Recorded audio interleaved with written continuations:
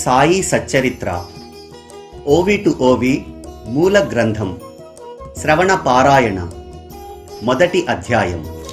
శ్రీ గణేశాయ నమః, శ్రీ సరస్వత్యై నమః, శ్రీ గురుభ్యో నమః, శ్రీ కులదేవతాయై నమః, శ్రీ సీతారామచంద్రాభ్యాం నమః, శ్రీ సద్గురు సాయినాథాయ నమః.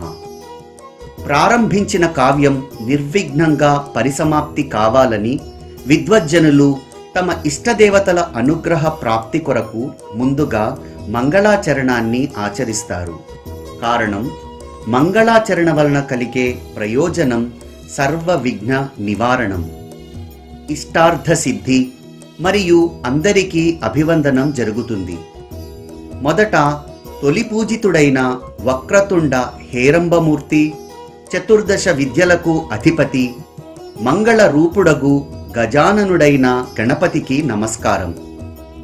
నీ ఉదరం చతుర్దశ భువనాలకు ఆలవాలం, అందుకే నిన్ను లంబోదరుడని అంటారు.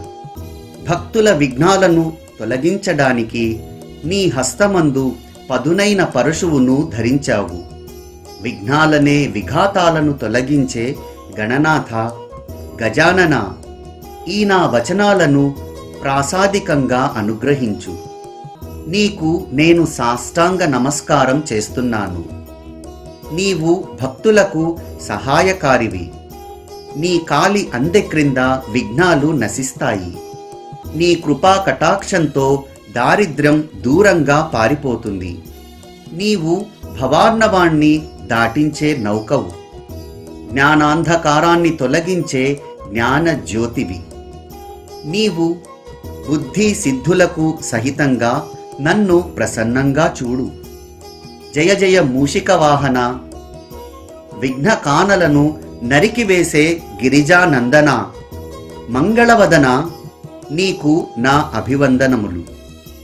కార్యం నిర్విఘ్నంగా పరిపూర్తి కావడానికి, మంగళ ప్రాప్తికి ఇష్టదేవతలకు నమస్కరించే శిష్టాచారాన్ని నేను పాటిస్తున్నాను. ఈ సాయియే గజాననుడైన గణపతి. ఈ సాయియే పరశువును చేతపట్టుకుని విఘ్నాలను తొలగించేవారు. వీరే స్వయంగా తమ లీలలను వర్ణిస్తారు. సాయియే బాలచంద్ర గజాననుడు. ఏకదంత గజకర్ణుడు వారే. విరిగిపోయిన దంతంతో విఘ్న కానలను విచ్ఛేదనం చేసేవారు వీరే. ఓ సర్వమంగళ మాంగళ్య, లంబోదర, గణాధీశ, అభేద రూప, సాయి దయామయ, మమ్ము ఆత్మానంద నిలయానికి తీసుకుని వెళ్ళండి. ఇప్పుడు బ్రహ్మకుమారి, చాతుర్య లహరి అయిన సరస్వతికి నమస్కారం. ఈమె నా జిహ్వను హంసగా చేసుకొని దానిపై ఆరూఢురాలగునుగాక. బ్రహ్మ వీణను చేత పట్టుకుని నొసటన ఎర్రని కుంకుమ రేఖతో ధవళ వస్త్రాలను ధరించిన హంసవాహిని, నన్ను కరుణించు. జగన్మాతయైన ఈ వాగ్దేవత యొక్క అనుగ్రహం లేకపోతే ఈ సారస్వత కథారచన నాకు సాధ్యమా? జగజ్జనని, వేదమాత, విద్యావిభవ గుణసరిత, సాయి సమర్థుని చరితామృతాన్ని నా ద్వారా అందరికీ పానం చేయించు. సాయియే భగవతి, సాయియే సరస్వతి. భక్తులను ఉద్ధరించడానికి ఓంకార వీణను చేత ధరించి తమ చరితాన్ని తామే గానం చేస్తున్నారు. సృష్టి స్థితి లయకారకులు, సత్వరజస్తమో గుణాకారులు, బ్రహ్మ విష్ణు మహేశ్వరులకు నమస్కారములు. ఓ సాయినాథ, స్వప్రకాశ, మీరే మా గణాధీశులు. మీరు మాకు సావిత్రీపతి, రమాపతి, ఉమాపతి కూడా. మీరే మా సద్గురువు. భక్తులను భవనదిని దాటించి తీరానికి తీసుకుని వెళ్లే నౌక మీరే.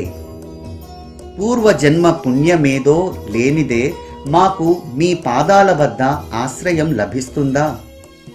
సకల జనుల దుఃఖాలను తొలగించే క్షీరసాగర నివాసి, మా కులదైవమైన ఆది నారాయణునకు నమస్కారం.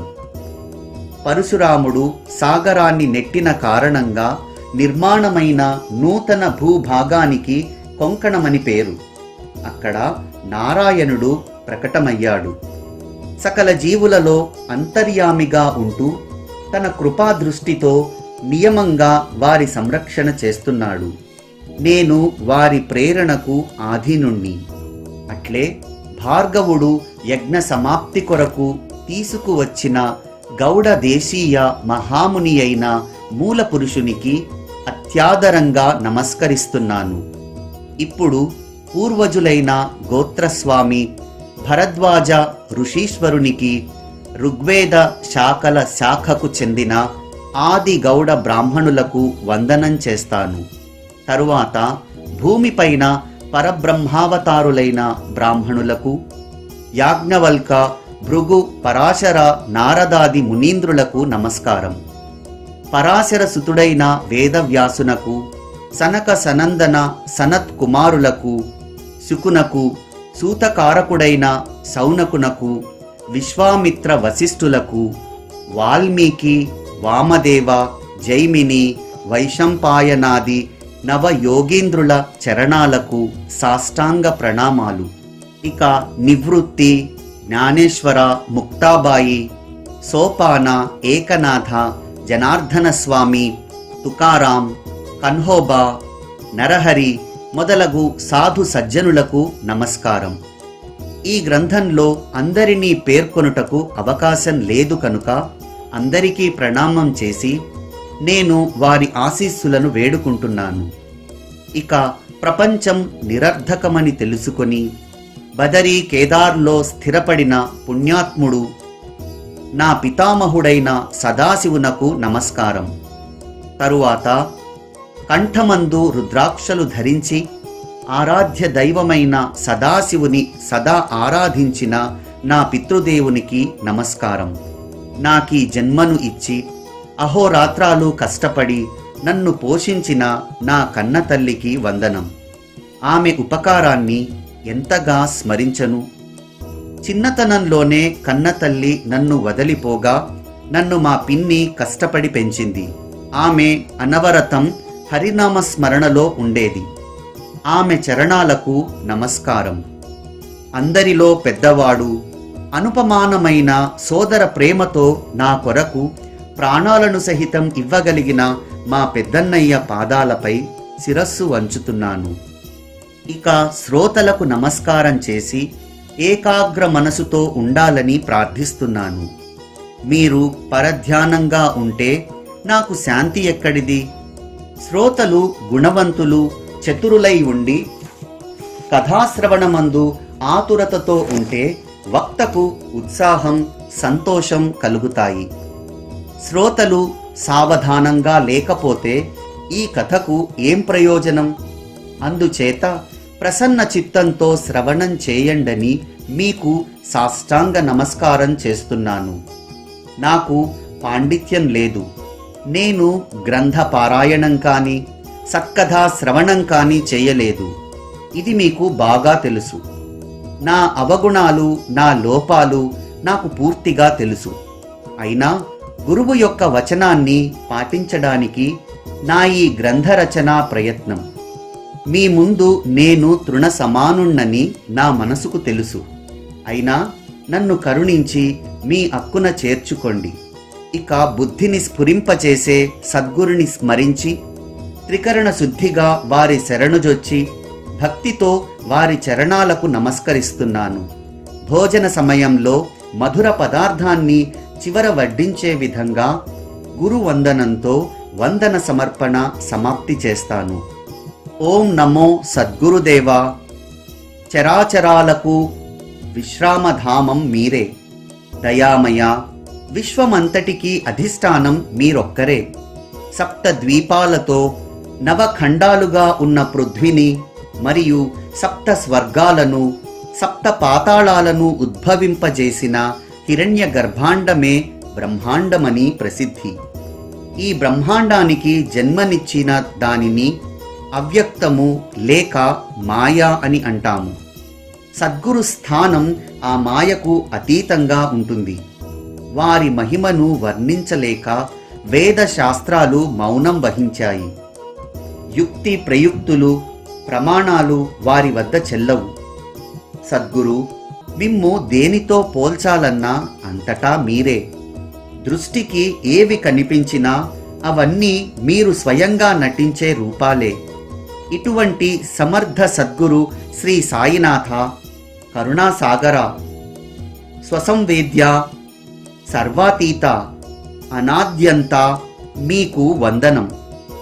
నిత్యానంద, పూర్ణకామ, స్వప్రకాశ, సర్వోత్తమ, మంగళధామ, ఆత్మారామ గురువర్య, మీకు నా ప్రణామాలు. మీ స్తవనం చేయలేక వేదాలు శృతులు మౌనం వహించగా మీ గురించి తెలుసుకోవడానికి నా జ్ఞానం ఏపాటిది. జయ జయ సద్గురు కరుణాసాగర, జయ జయ గోదావరి తీర విహార, జయ జయ బ్రహ్మ విష్ణు మహేశ్వర దత్తావతార, మీకు నమస్కారం. సద్గురువు లేకుండా బ్రహ్మకు బ్రహ్మత్వం లేదు. అట్టి సద్గురువుకు ప్రేమగా అనన్య శరణు జొచ్చి పంచ ప్రాణాలను సమర్పించాలి. శిరస్సుతో పాదాలకు వందనం, హస్తాలతో చరణ సంవాహనం, నయనాలతో ముఖావలోకనం, నాసికతో వారి చరణ తీర్థాన్ని ఆఘ్రాణం చేయాలి.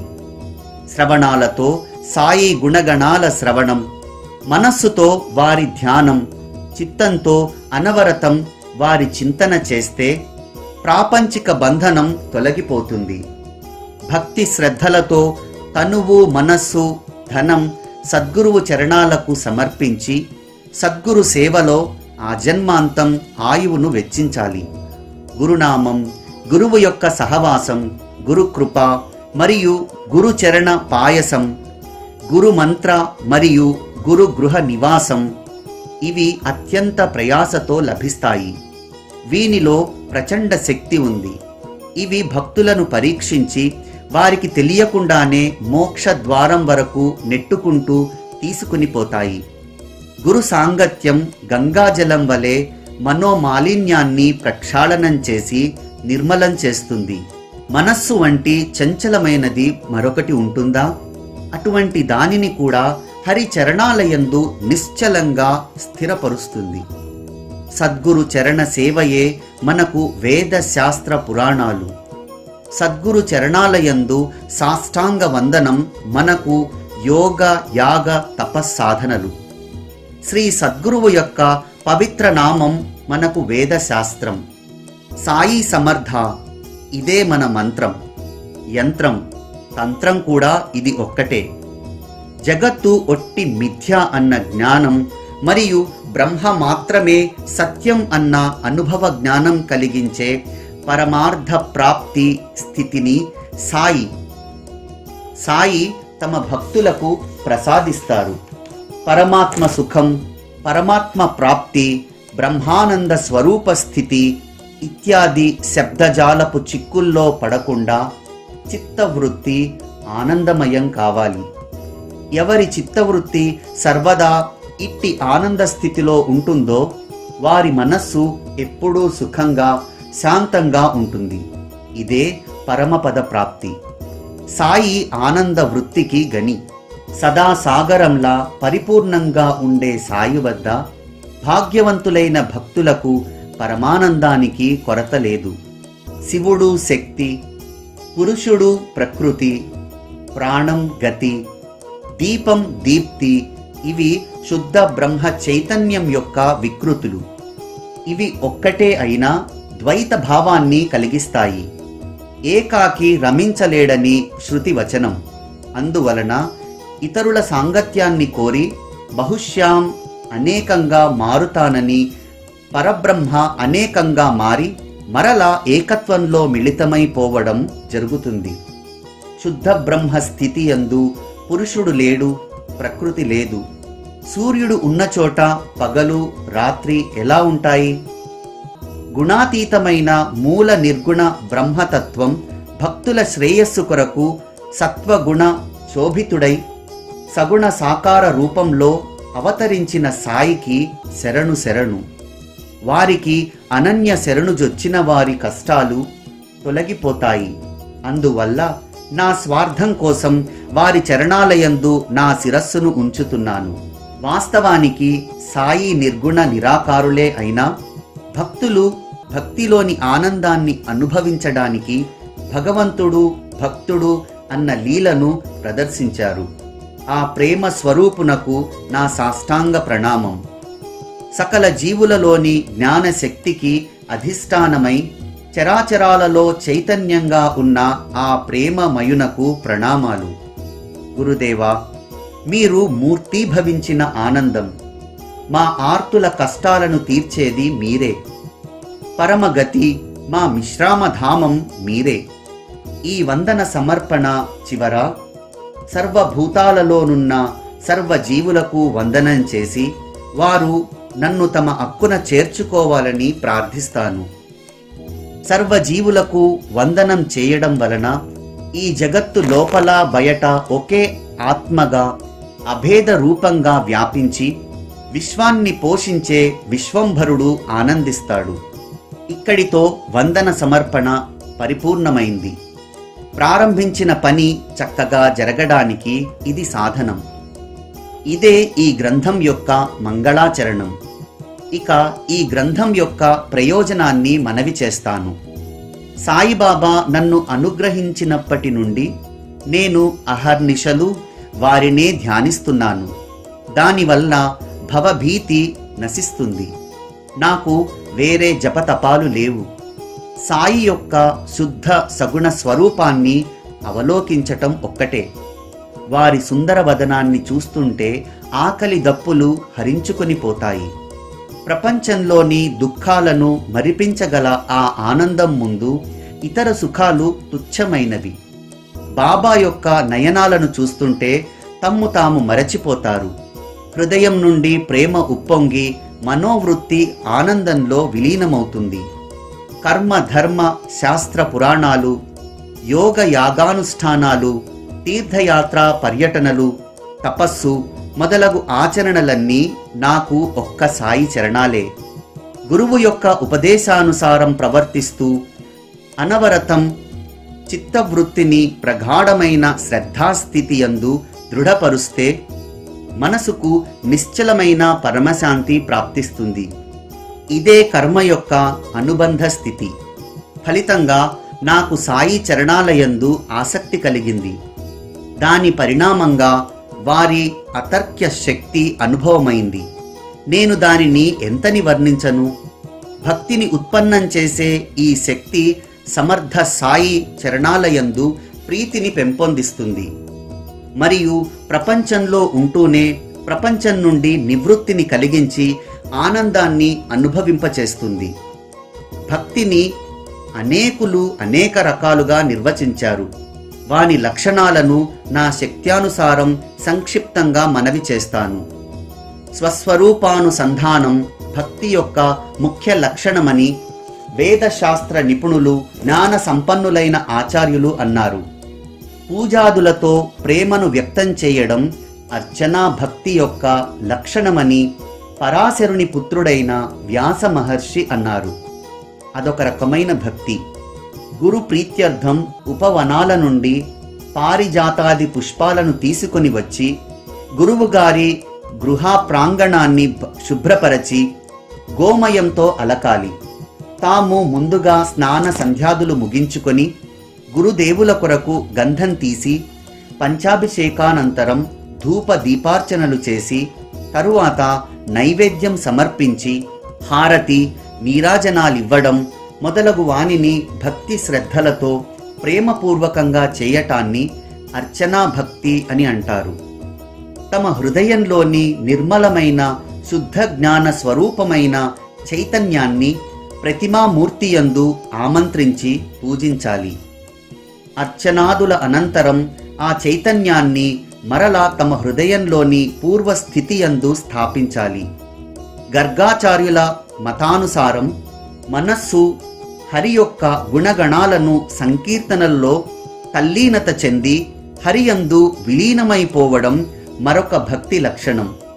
అఖండ ఆత్మానుసంధానంతో విహితాచరణ కలిగి కథా సంకీర్తనలలో పాల్గొనడం భక్తి లక్షణమని శాండిల్యుని వచనం. స్వహితాన్ని సాధించదలచిన వారు వేద విహిత కర్మలను ఆచరిస్తారు.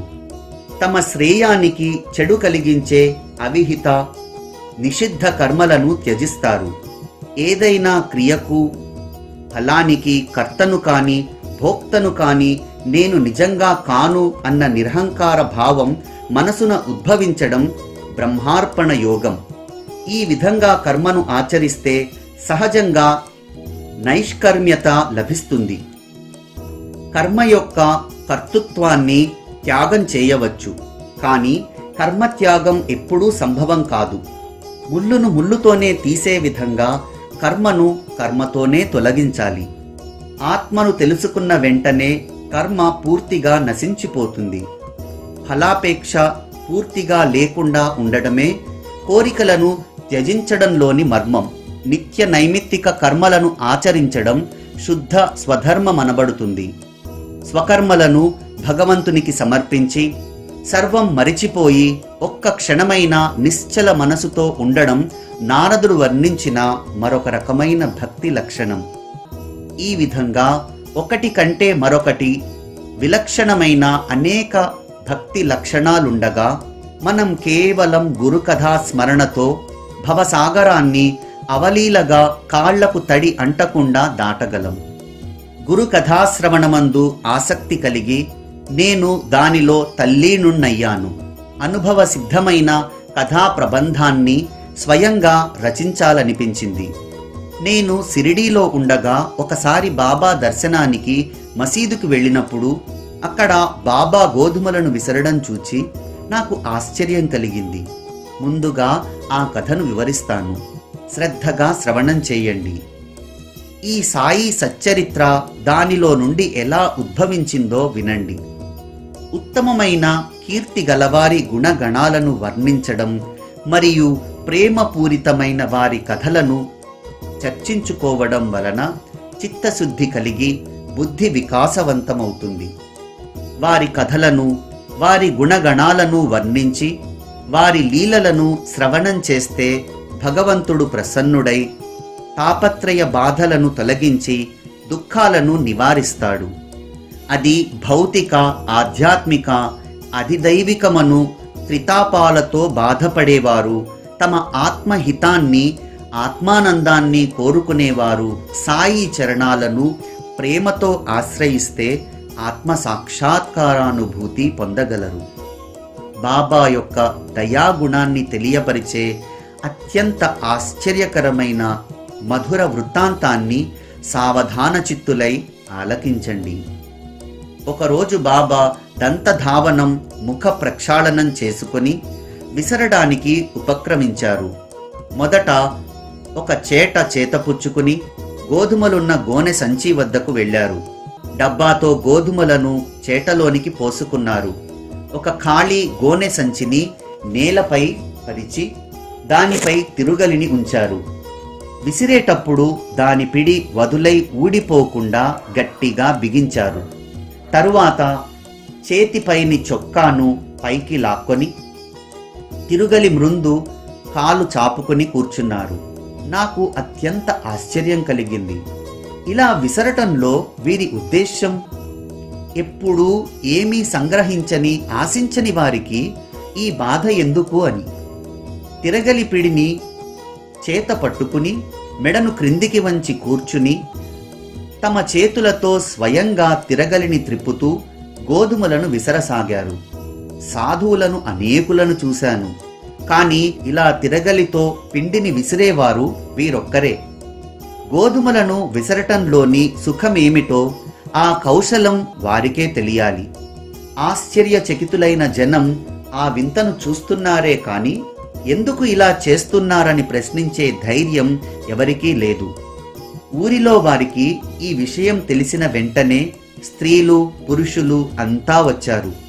పరుగు పరుగున వచ్చిన స్త్రీలు అలసిపోయారు. 4 స్త్రీలు బాబా యొక్క చేతిని విదిలించి తిరగలి పిడిని లాక్కున్నారు.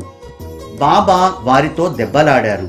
అయినా వారు బాబా లీలలను వర్ణించే గీతాలను గానం చేస్తూ విసరసాగారు. ఆ స్త్రీల యొక్క ప్రేమను గని అరువు తెచ్చుకున్న కపట కోపం చల్లబడి బాబా ప్రేమగా వారిని చూసి నవ్వారు. స్త్రీలు 4 సేర్ల గోధుమలను విసిరారు. చేటలు ఖాళీ అయ్యాయి. ఆ స్త్రీల మనసులో ఆలోచనా తరంగాలు నిరాటంకంగా నాట్యం చేయసాగాయి. భిక్షావృత్తిలో జీవించే బాబా స్వయంగా రొట్టెలు చేసుకోరు. ఈ పిండిని ఏం చేస్తారు? వారికి ఇల్లు, వాకిలి, సంసారం, భార్యా పిల్లలు లేరు. వారు ఒక్కరే ఒక్కరు. వారికి ఇంత పిండి ఎందుకు అని స్త్రీలు తమలో తాము తలపోయసాగారు. బాబా పరమ కృపాళువు. వారి లీల మనలను సంతోష పెట్టడానికి.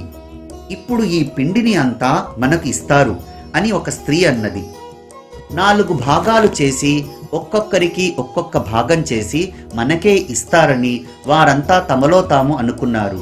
కానీ బాబా లీలలు బాబాకే తెలుసు. అవి ఎవ్వరికీ అంతుపట్టవు. బాబాను దోచుకోవాలని స్త్రీలకు లోభ బుద్ధి పుట్టింది. గోధుమలు అయిపోయి పిండి తయారైంది. స్త్రీలు తిరగలిని గోడకు ఆనించి పెట్టారు. చేటలలో పిండిని నింపుకొని ఇళ్లకు పట్టుకొని వెళ్ళడానికి సిద్ధమయ్యారు. అంతవరకు బాబా ఏం మాట్లాడలేదు. కానీ ఆ 4 స్త్రీలు పిండిని పంచుకున్నాక వారు, మీ బాబు సొమ్ములాగా పిండిని ఎక్కడికి తీసుకుని వెళ్తున్నారు? దీనిని పట్టుకొని పోయి గ్రామ సరిహద్దుల్లో చల్లివేయండి. తేరగా దొరికింది కదా అని తిందామని పరుగు పరుగున వచ్చారు. ఇలా నన్ను దోచుకోవాలనుకుంటున్నారు.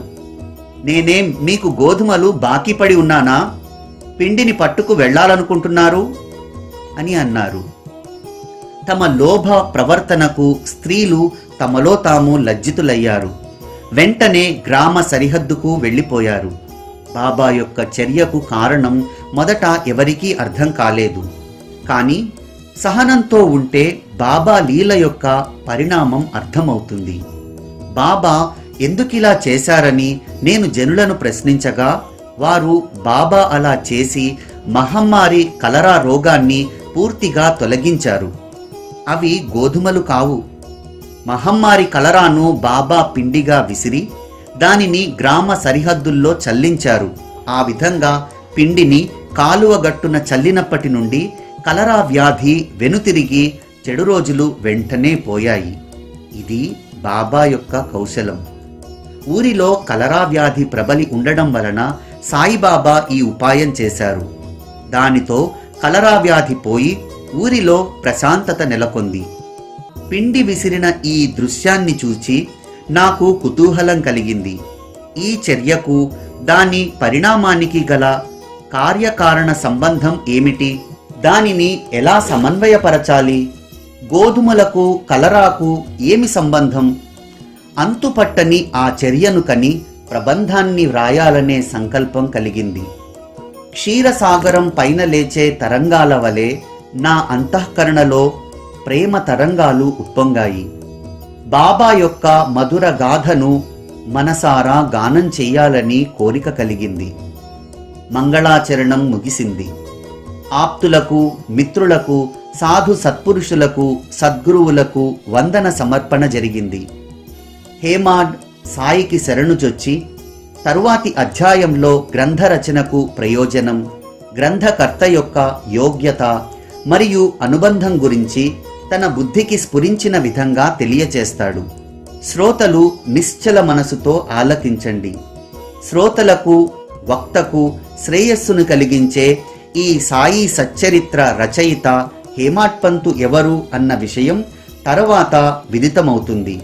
స్వస్తి శ్రీ సంత సజ్జన ప్రేరితము భక్త హేమాడ్పంతు విరచితము అయిన శ్రీ సాయి సమర్థ సచ్చరిత్రంలోని మంగళాచరణమను ప్రథమోధ్యాయం సంపూర్ణం.